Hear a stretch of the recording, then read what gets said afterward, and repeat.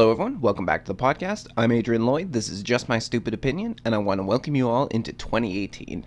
I hope you all had a good New Year's. Mine was fairly quiet. I just ended up spending it at home with my wife. We had, her sister came over and a couple of her friends. We just had a few drinks, had some good laughs, ushered in the new year. I'm kind of done with partying on New Year's, going to extreme parties, because for me, they never ended well on New Year's. Something bad always happened on New Year's, and it would just turn into a shit show, so I usually tend to avoid those parties. And not all of them were because I got wasted. Sometimes, yes. A couple of times, they just got out of hand, those parties, which I guess kind of happens a lot. And I think I'm just past the point in my life where I go to crazy raging parties like that.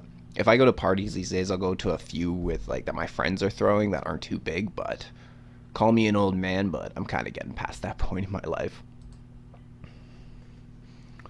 So 2017 was a hell of a year. It kind of threw everybody through the ringer, I would say, especially with with Donald Trump's presidency. That was been a real roller coaster ride, both good and bad. But it's really been interesting to watch.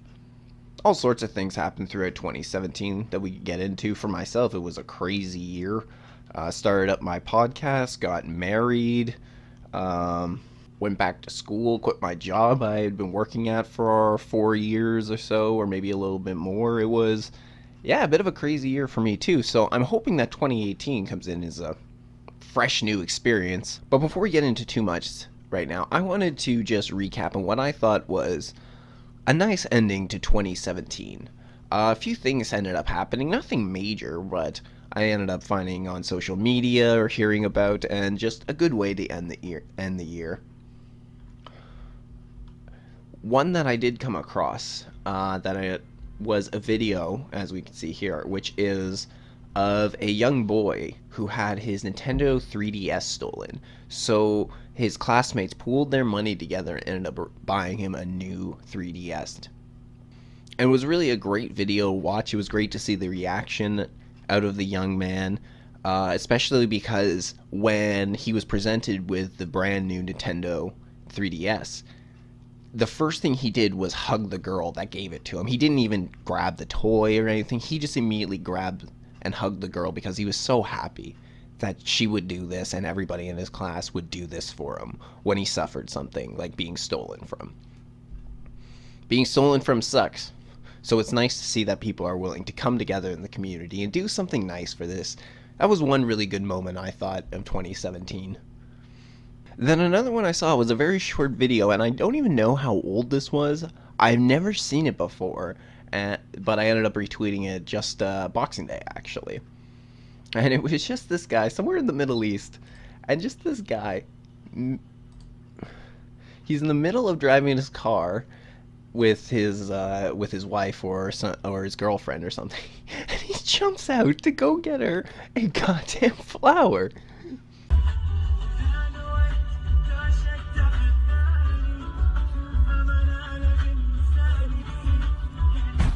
While she controls the wheel, and he jumps back in and he gives her this flower. I gotta say, that is classy. That is gentlemanly right there. I think we could all learn something or a thing or two from this guy right here.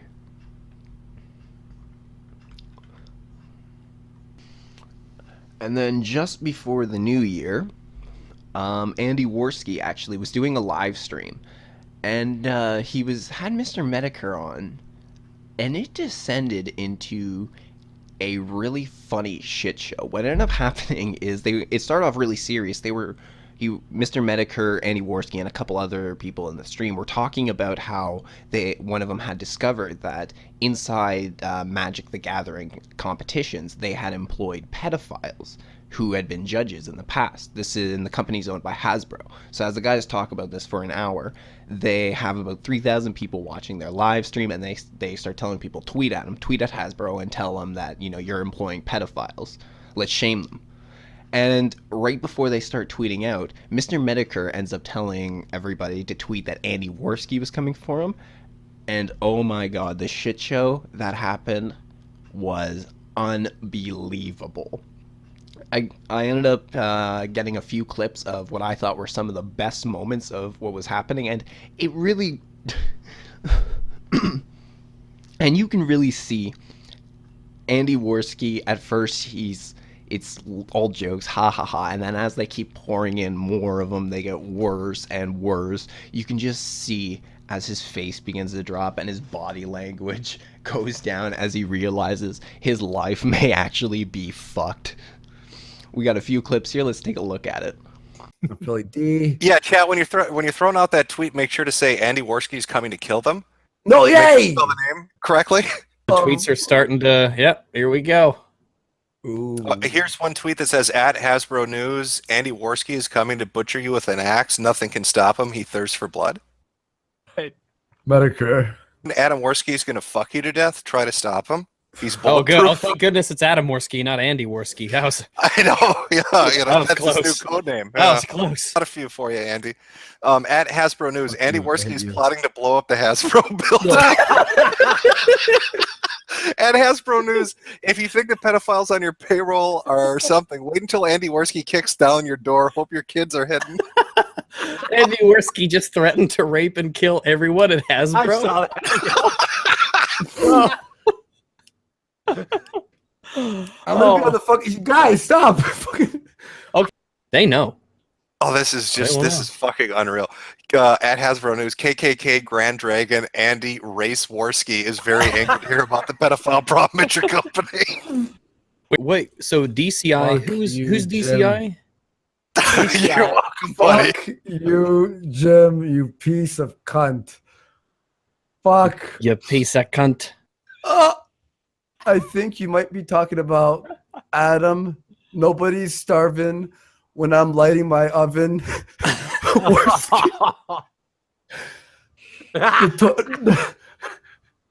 Notorious Reichstag Treblinka bakery owner Adam Holocauster 1488 Worski has declared another fiery soha on the pedophile judges of MTG, promising he will make sure that there will be an abundance of soap and lampshades in the upcoming. Oh, man. We might have.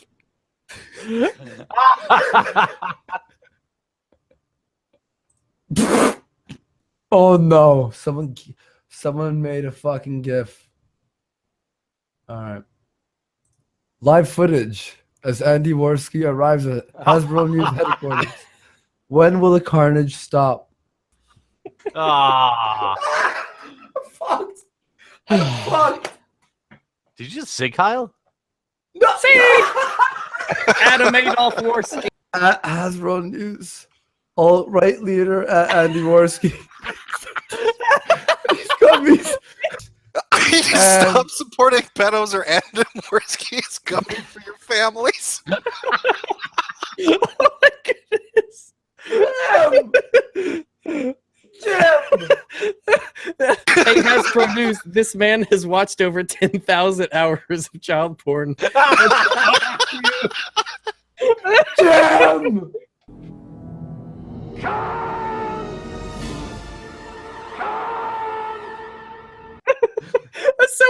Someone tweeted out a picture of Herbert the pervert. So let me become a magic judge.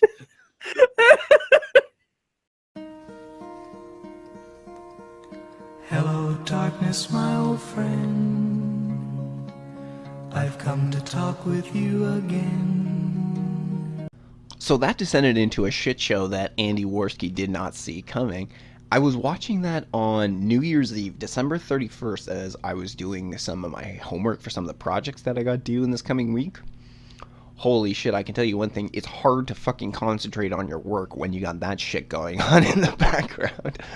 Every 2 or 3 minutes I'd stop to piss myself laughing at whatever the new tweet was or the new nickname they were giving Andy. So that was just before the new year, and I thought it was hilarious. I thought it was great.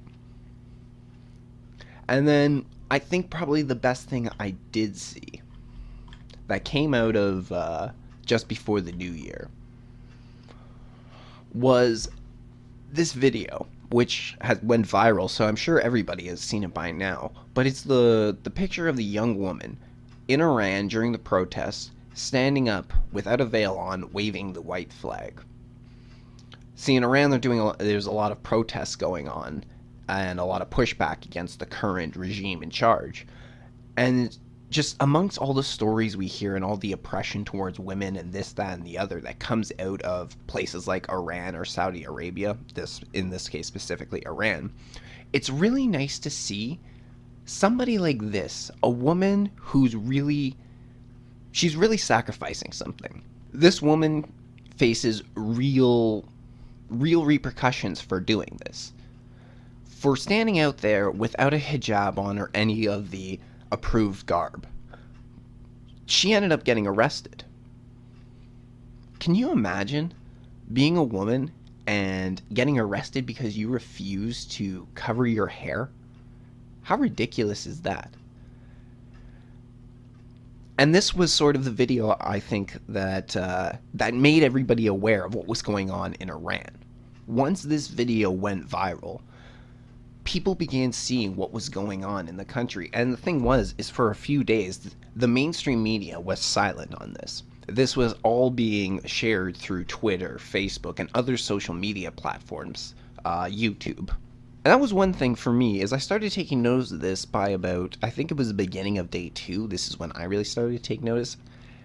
I noticed that there had been no articles from any of the mainstream media talking about this yet. And I kept retweeting and I kept watching as other people were posting what was coming out of Iran, and I noticed the silence that was going on. By now, though, there have been articles about it, and by now it's being covered. But I guess for me, it was the first time that I really experienced something like that. I spent a lot of time off social media for a few years.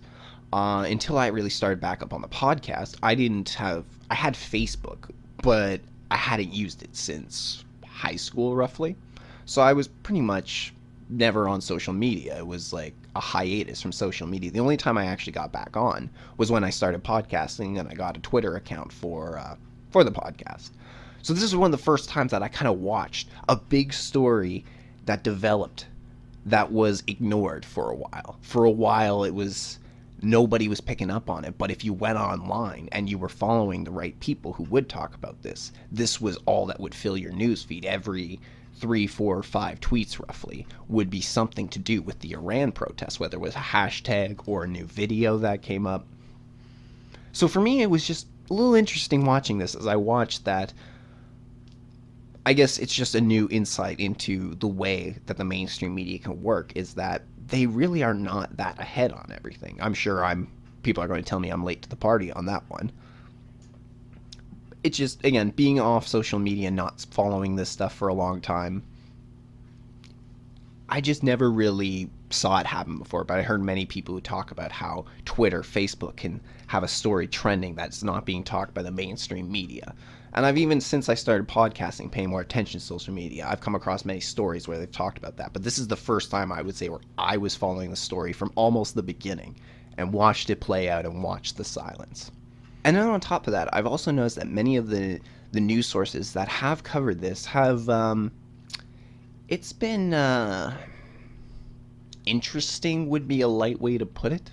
Many, CNN being one of them, have pulled a lot of their information right from the Iranian government website or the state-run news sources. I understand that you need to get your information from somewhere, but a lot of there's a lot of information going around, especially on social media. A lot of people are sharing their amateur videos you can see of what's going on, of the violence that's happening. Yet the best they could do was get the Iranian government propaganda sites to give them their information. And a few of the headlines have actually seemed defensive of the Iranian government. A few times they made reference to their democratically elected government. Yeah, this has not been anything remotely close to a true democracy under this Iranian regime. You could call it a democracy, but that doesn't make it true. These people have lived under the iron fist of Sharia law and extreme religious ideology. There was not much democracy going on at the time. And we can even tell by the way that they treat their women. For a long time, since the Iranian Revolution back in the 70s, their women have been forced to cover up. It's been extreme Wahhabism inside Iran. So they haven't exactly been getting them from credible sources, and I find that they're also leaving out a lot of the important information that people are putting forward. One story that's come out over the last couple days I'm very skeptical about. It talked about how about 12 people were killed while trying to assault police stations in Iran. However, this information all was coming from the Iranian government. The Iranian government was claiming that police stations were being attacked by protesters and that 12 people were killed during this process. Well, I've also come across the videos of that people put online showing the Iranian government, their security forces, firing on protesters and killing them. And this is not because they're attacking police stations, this is not because they were carrying weapons. They are protesting. And sure, violence is breaking out. There's a lot of violence going around. It needs to be stemmed. But they're firing into crowds of people. It's not like they're isolating individual threats that could be deadly and taking them down. They're firing into their crowd because essentially they're not following what the Iranian government wants. They're not obeying. They're not bowing their head. Not being good Muslims, essentially. And the other thing is, too, is a lot of the mainstream media outlets, and just media in general, have been trying to display this as if this is all because of economics. That all this is because of the amount of unemployment, inflation, yada, yada, yada, that this is where all these protests are coming from. When it's very clear in many of these videos that, sure, I'm not denying that what is going on, the economic hardships that they're having, such as unemployment and shitty wages along with inflation. I have no doubt that could definitely fuel what's going on, but it is very clear that if you are watching these videos, you're paying attention to these videos, that these protesters are going against the religious Islamic regime that is in play over them. I mean, this woman that we saw just a few minutes ago where she was sitting there and she's waving the white flag without the hijab on, that is not doing that in protest of the economic sanctions or the economic situation that Iran faces. That is clearly 100% a protest against her being forced to wear the hijab or the burqa or any of the other sorts of Islamic garb that they have to wear. Ever since these protests have come out, there have been thousands, okay, that's an exaggeration, there have been dozens to hundreds of pictures of Iranian women who have posted pictures of themselves before the Iranian Revolution in the 70s and after, and how different it was them when they were little girls, and it shows them 1 year before, shows them just dressed the way any Westerner little girl would, and then the year after, it shows them with a full hijab on. They've got the full black covering. I know the hijab is just a headscarf. They've got like the full burqa, I guess, essentially, but it doesn't have the face covering. The amount of women that said they hated it is pretty much every single one. There's been very few that have actually said, I have not personally seen any that have said they enjoyed wearing the religious garb that comes along with the Iranian Revolution. They don't like the hijab, they don't like the burqa, they don't like the niqab. Those are coming from some that have lived through the revolution. There are others, daughters, sons of mothers who have lived through the revolution, and they show pictures of them, and they will show the same sort of thing about how their mother, here they were a year or two before with their friends out smiling, t-shirt, shorts, and then the next photo is them all covered up after the revolution. And if you really need more information, more evidence that this is really primarily going against the religious institution in place, there's one video where the protesters chant "Independence, Freedom, Iranian Republic," and this is actually sort of a takeoff of what they already have in place, of a slogan which says "Independence, Freedom, Islamic Republic." So essentially they replaced the Republic, Islamic Republic, with Iranian Republic. Why would they do that if they weren't protesting against the current Islamic regime that is in place? This authoritarian regime that has a fucking morality police. God damn, can you think of anything more immoral than having a morality police? I get the feeling that when he was writing 1984, this is exactly the sort of imagery that George Orwell was picturing, a morality police going around. It's funny how in Iran that is a real thing. That is a true thing, a morality police. You're not following our laws enough, we'll put you in prison, we'll execute you, yada yada yada, whichever one it happens to be. You want more evidence? Plenty of the female protesters are specifically talking about how this is against what happened during the Iranian Revolution. They say how their parents betrayed them, how they essentially left them to be enslaved by this Islamic regime. They believe that the 1979 revolution was the worst thing that could have happened to them and their generation. Most of the protesters out there are very young. Most of them, I believe they said, are under 25. At least that's one of the statistics I saw. I don't know how true that is or how accurate you can get that number. But considering how, again, a lot of it has to do against the regime put in place after the revolution, it seems quite likely that many of these would be young people very pissed off with their current situation, people who felt betrayed by the current government. And before I decided to air this episode, I decided to take a look into a little more into the usual suspects who arise during these times. So what I mean by this is somebody like Linda Sarsour, who is a well-known Muslim and feminist activist. She has constantly talked about certain things like how the hijab is empowering. She was the one that encouraged the women during the Women's Day March to put the hijab on as a show of female empowerment. She has been very silent on this whole situation, what's going on in Iran. Now, to be fair, she has put out a tweet or two, but considering how she's a Muslim feminist activist, this should be right up her alley. This should be something that she should be spearheading, alerting everybody. But most of her Twitter feed was still raging against Donald Trump and his current government. I would say that has been sort of the problem with getting this, the news of this protest out, is so many have spent their time, so many news media and others have spent their time focusing on Donald Trump that they let this go for several days, even though this was big news coming out. You had to turn to social media in order to find out what was going on. You couldn't go to CBC News or CNN or MSNBC or any of the other ones, any of the other mainstream. You couldn't go to them and get any information for like the first 3 days of this going on. Ironic that Linda Sarsour has been pretty deafening quiet, because this revolution goes against a lot of what she talks about. She talks about how Islam doesn't repress women. It's actually how Muhammad was the first feminist. And she also talks about how the hijab is empowering.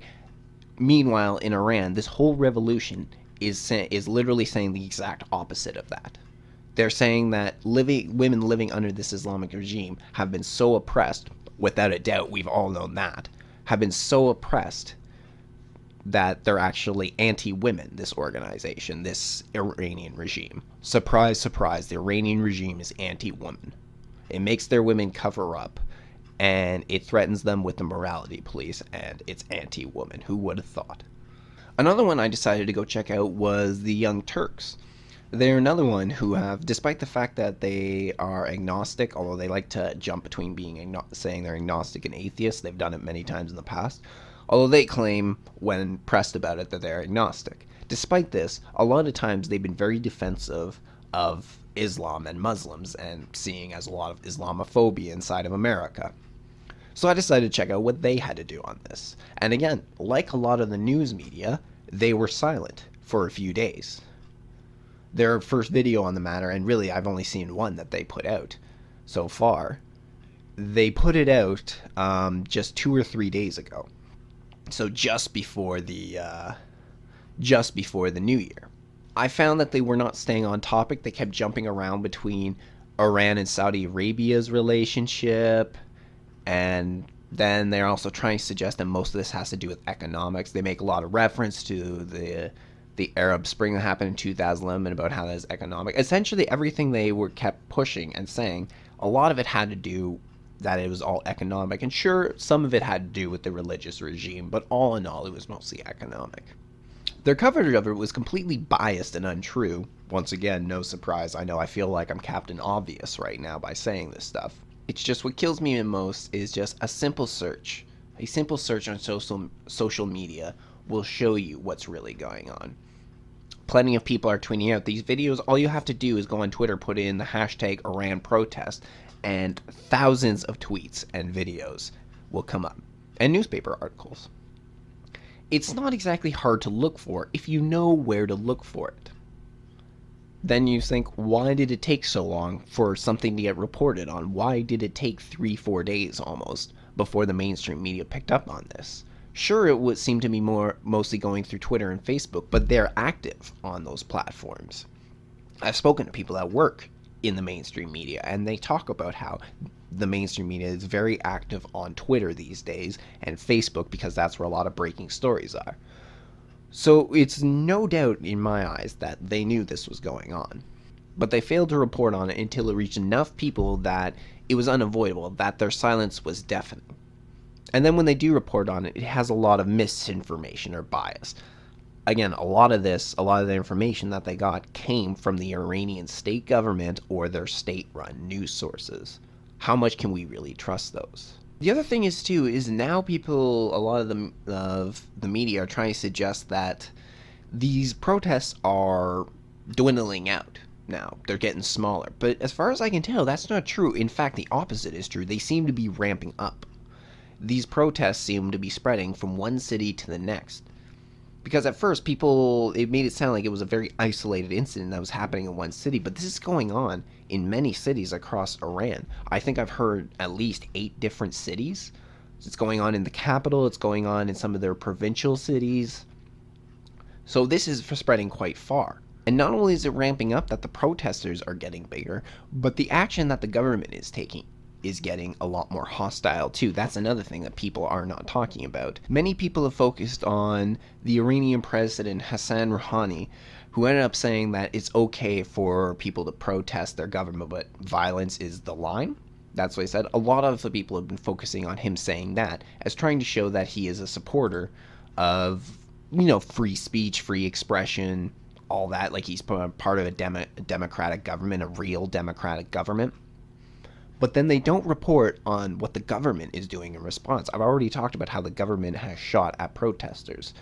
There's a video of the morality police questioning a woman, and then she goes to walk across the street right in front of them. They run her over. There were text messages sent out across the nation where they were saying that people who got involved in these protests could be getting charged with, I think it was anti-government activity. So yeah, anti-government activity, essentially.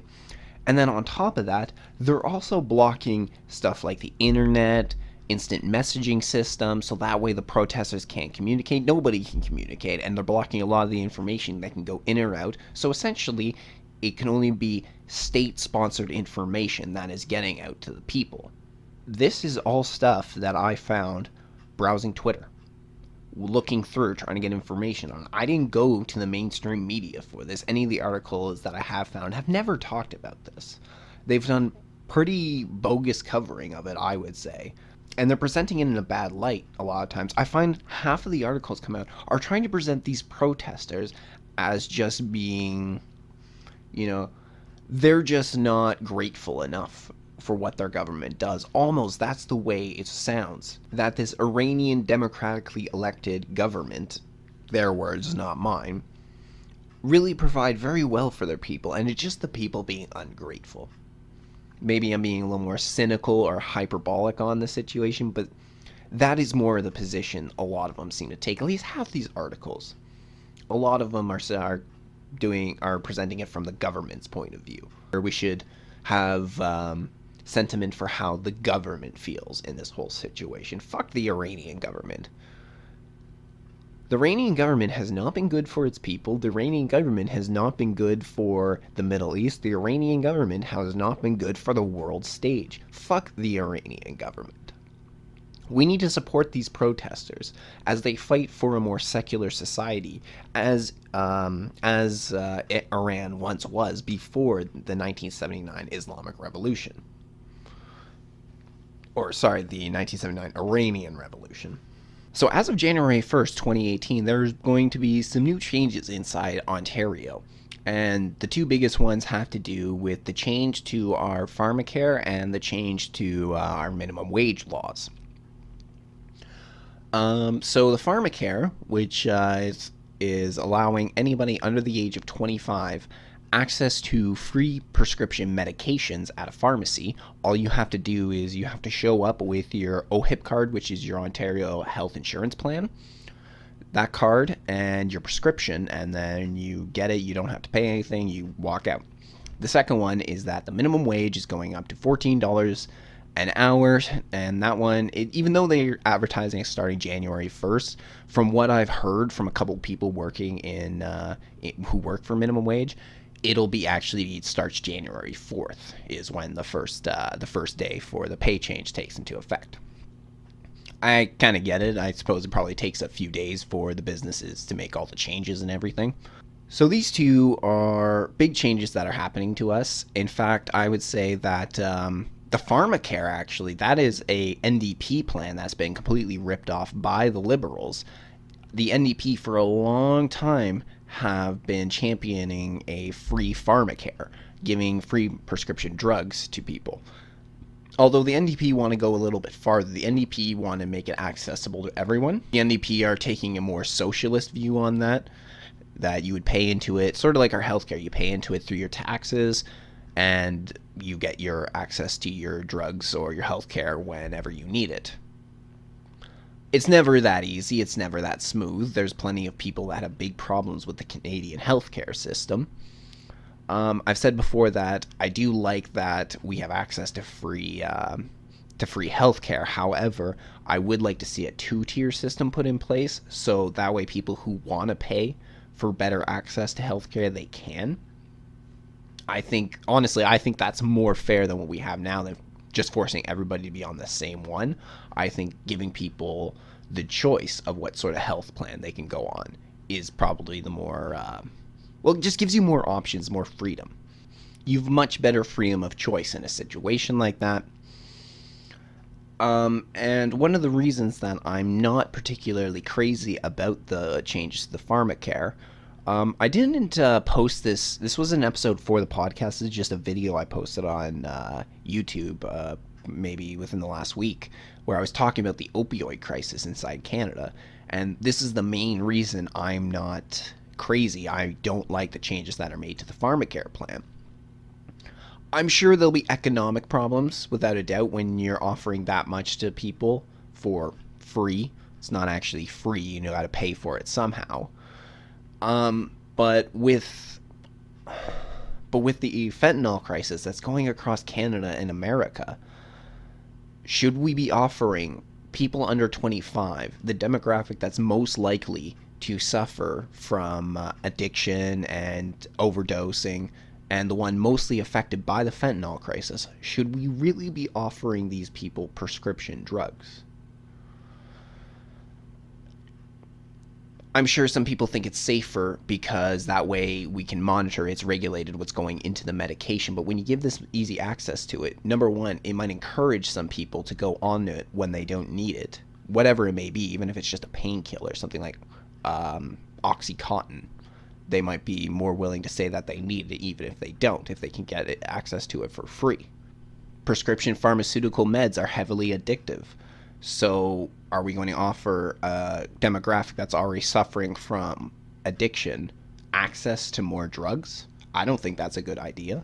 The other thing is these sort of prescription meds can be taken and then resold on the streets. And then this is when it can be cut with something like fentanyl. A lot of times it's the opioid, these pharmaceutical drugs, these prescription drugs.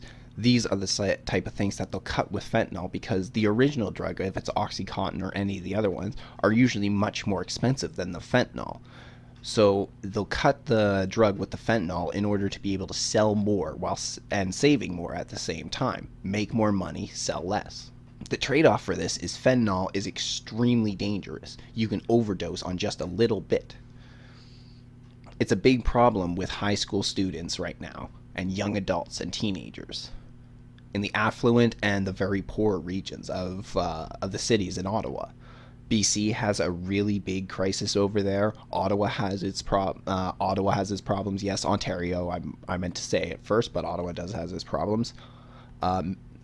Alberta has its problems with fentanyl. But anyway, yes, Ontario is one of the main hubs for the fentanyl crisis in Canada, along with those two other provinces I named. So are we supposed to give free drugs to people? When I think about this, I can only see addiction rates going up. I can only see more overdoses going up. Because even if we don't take the fentanyl crisis into consideration, we say, well, these won't be cut with fentanyl. Opioids themselves are still a problem, and one of the big drugs that teenagers are taking these days, and one of the main drugs that teenagers are overdosing on these days, and that doesn't necessarily have to include fentanyl. So giving them access to these sort of drugs can only make the matters worse. We need to get this situation in hand before we can go around start offering free drugs to people. And again, before we start offering free drugs to the demographic most likely to suffer from this addiction. So that was the main core message of my video that I did. It was about 25-30 minutes long. And then if we just look at the economic side of things, out of all the developed countries in the world, we have the highest household debt. Ontario has a huge part of that debt. Ontario suffers a lot. We are responsible for a lot of Canada's debt. We gotta admit that. So how is then offering a free pharmacare supposed to assist us with this? How is this supposed to help our economy? I don't see it as helping. I see it as actually making our debt worse. Just with offering free drugs like this to people under the age of 25, especially to the generation of people who think they have mental illness, that everybody has a mental illness. I mean, it's true that many people have real ones, but everybody thinks they have one now, and they need to be put on medication in order to numb themselves, and that'll make everything better. That numbing themselves will be the solution. I feel as if this is just going to offer incentive for these people to go on these drugs, which means we're going to have more people on drugs. We're going to have to put more towards pharmacare. And I can only see it as leading us farther and farther into more debt, the way I see it. If somebody sees it another way and sees a way that this can make us more money, let me know. But so far, I have not seen it. But really, my main problem is that I see this just raising the amount of deaths and overdoses that we already have. We already have youths who are dying because of this. So how many more are going to die because they just had easier access to pharmacare? I do see how it benefits people. I mentioned that in that video. I do see how it benefits people. It will allow people to get stuff like inhalers for asthma much easier. They don't have to pay. But considering how it's offering access to over 4,400 different drugs, I really see it as going to be more of a problem than a solution. And then the other change that was made at the beginning of this year is the $14 minimum wage, which I already stated will take place on January 4th. That's when the change is made. But I've already done my bits on this, where I've talked about that I think this is actually going to have a negative effect.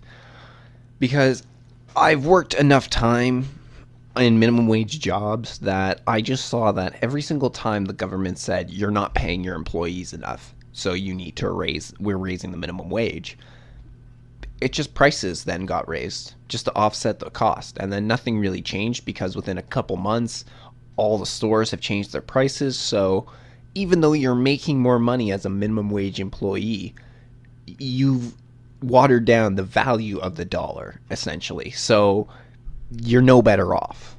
You have more money, but the fact that your money is actually worth less now, it really means that you stayed where you are, essentially. So for a while now, I've said I don't know what the real solution is to the problem of inflation, but I do know that it's not raising the minimum wage. That continuously raising the minimum wage has not been the solution, because the problems still remain regardless. The same conversations have happened. I've been in the workforce for 15 years, since I was 15. So I've been in the workforce for almost 10 years now. And that entire time, the same talks happened, the same problems were there. We're not getting paid enough. We don't have a living wage. This problem was never offsetted by raising the minimum wage. So clearly that's not the solution. So what is the solution? The problem what we've done now is before the minimum wage was $11.60 if I remember correctly. $11.60 an hour, but overnight we're bumping up the minimum wage by about $2.50. About roughly $2.50.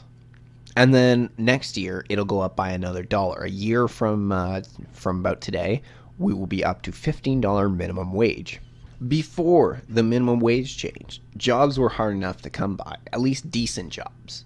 You could come across some that were okay, you know, but most of the time you could not find a decent job. It was really hard in Ontario.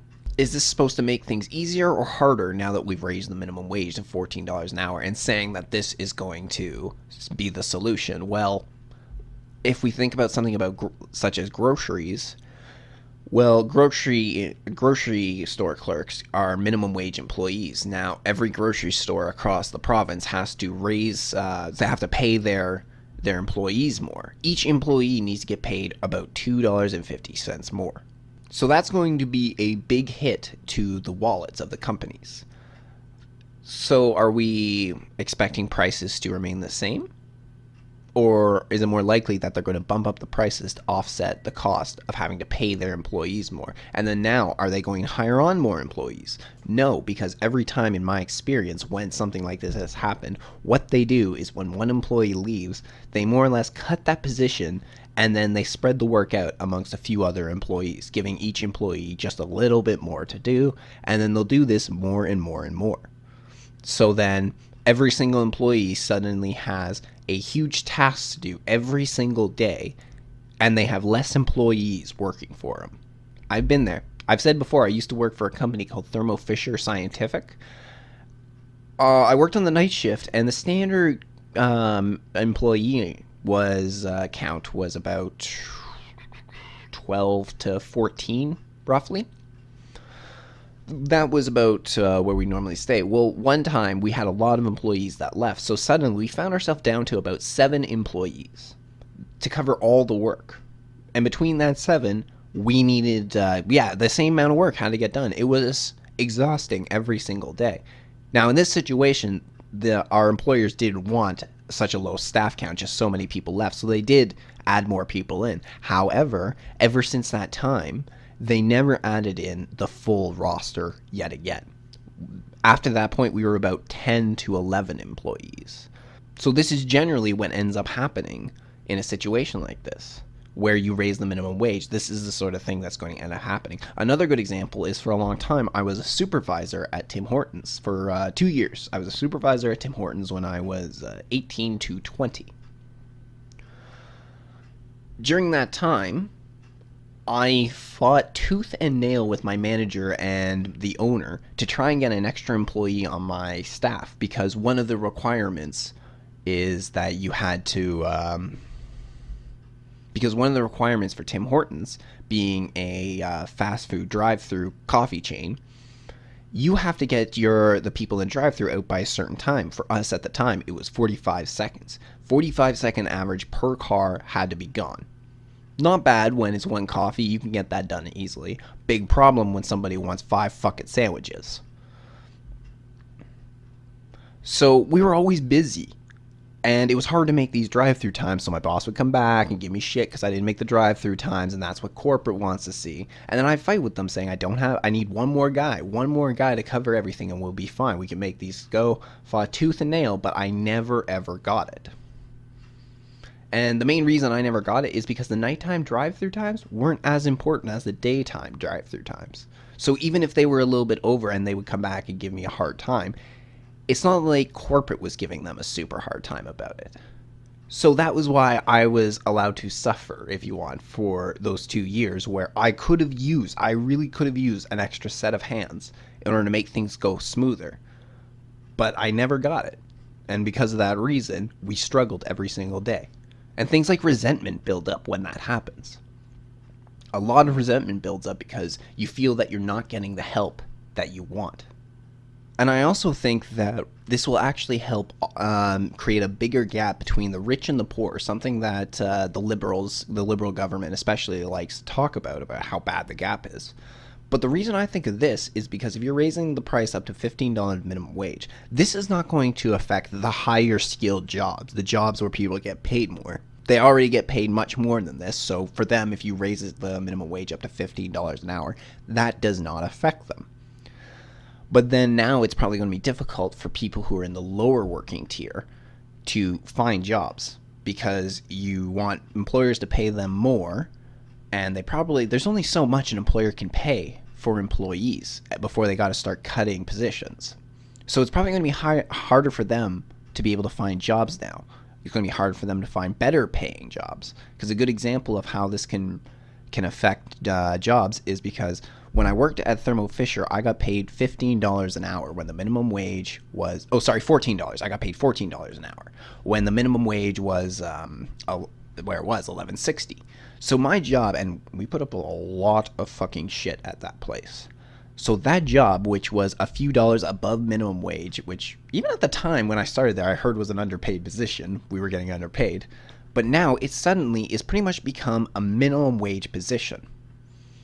Working that job is the same as working for Tim Hortons, McDonald's. You put up with a lot more shit in that job in certain regards than you do in somewhere like Tim Hortons or Wendy's or any of the other minimum wage jobs. In the retail jobs, you deal more with the people. You deal more with assholes. But in this job for Thermo Fisher, it was more behind the scenes. It was more factory work.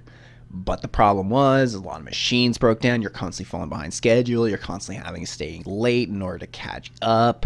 You're dealing with people that are not doing their jobs. You're dealing with people who didn't care about the fucking schedule because they got to leave at the same time every day regardless. And again, being on nights, we shut down the place. So if we were late, we had to stay. There was a lot of frustration that we dealt with. In some regards, Tim Hortons was harder that I had to deal with people. So in social interaction, it was much more difficult. However, for the amount of effort and work you had to put in at this other job, Thermo Fisher, it was a much more difficult job. Also a lot more technical. You had to know a lot. You had to be better. You had to know more about science. So now these two positions are comparable. They're the exact same positions, $14 an hour. And because of some of the working conditions, Thermo Fisher had a big problem with keeping their employees on. They had a big turnover rate as people would come in, hate the job, leave to go do something else. And this was already when they were getting paid, they were paying above minimum wage. Now that they are a minimum wage job, I see it's going to be even more difficult for them to keep people. Because before they could say, well, look at our benefits package. Look how much more we're paying you above minimum wage. And believe me, that kept me for a few years. For a good 2 extra years, the extra pay and the benefits is what kept me around. I probably would have still been there now if I didn't have to leave for school. Although I will admit school was a bit of an excuse to leave there at the same time. But if working part-time there at the same time as school would have been too difficult. So it was real that I wouldn't have been able to work it, but definitely was looking for an excuse to get out.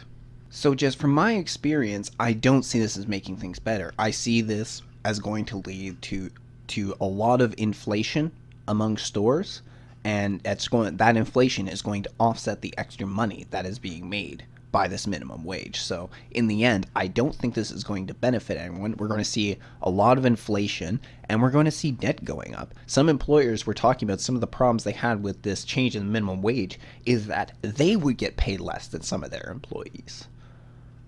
Well, don't get me wrong that we always bitch about the big CEOs that make so much more than the rest of us. The main people who are going to suffer from this were not the big conglomerates because they can afford this. Even if it sucks that they're going to take the hit, they can afford it. But the guys that are a little bit smaller, the ones that own the restaurants or the little shops, they're the ones that are not going to be able to take this hit. They're the ones who are not going to be able to afford their employees and then afford their insurance and the rent for their establishment and the merchandise on top of it.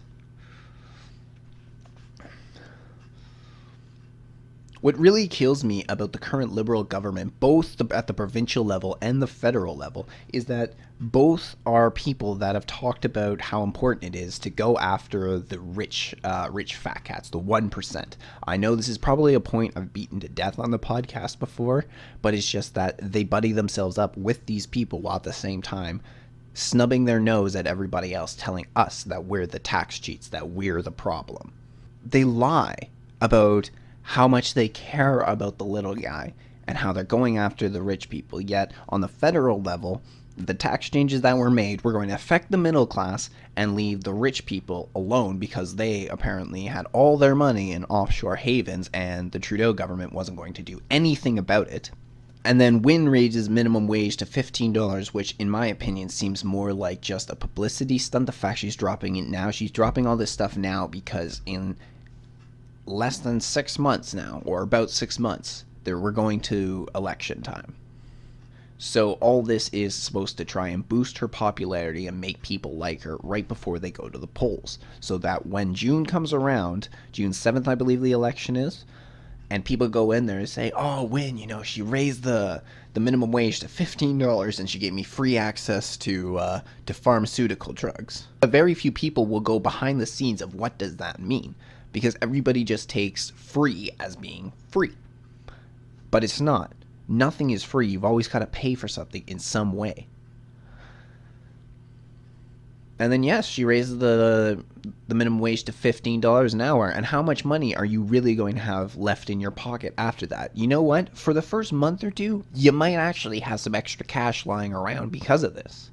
But within 3-4 months, we're going to see that this minimum wage hike will have done nothing. It will have done nothing because everywhere else, like I said, raised their prices. They try and offset the problem, but instead they ended up just inflating prices, leading more people to be put out of work, less people having an income, leading to greater unemployment and greater debt. As people find it hard to find jobs and it's taken a while to find jobs, they're going to be relying on stuff like credit cards and mortgages and house loans in order to get them by, putting them even farther into debt. Seems like it's almost a stranglehold to keep us working sometimes. Alright, I think that's all I got on the podcast today. I've just been a little out of touch during this break from Christmas and the New Year, spending time with my family, been trying to catch up on some work, so a little out of touch with the news a little bit. I just wanted to give a quick announcement that there's going to be a bit of a format change on the podcast, at least for the next time being, just because things are going to be a little bit strained with school, and also as my new semester approaches, my schedule isn't going to be the same, so I'll have to adjust things as they go. What's probably going to end up happening now is I'm going to put out one long form episode of the podcast on the weekends. I'll probably film it on like Saturday or Sunday and something and put that out on the weekend, so that way I'll have about an hour to an hour and a half episode talking about this. And sometime during the week on YouTube, this will only be on YouTube though, I will make a video where it'll be shorter length, probably 15 to 20 minutes, where I pick a topic and just go more in depth on it.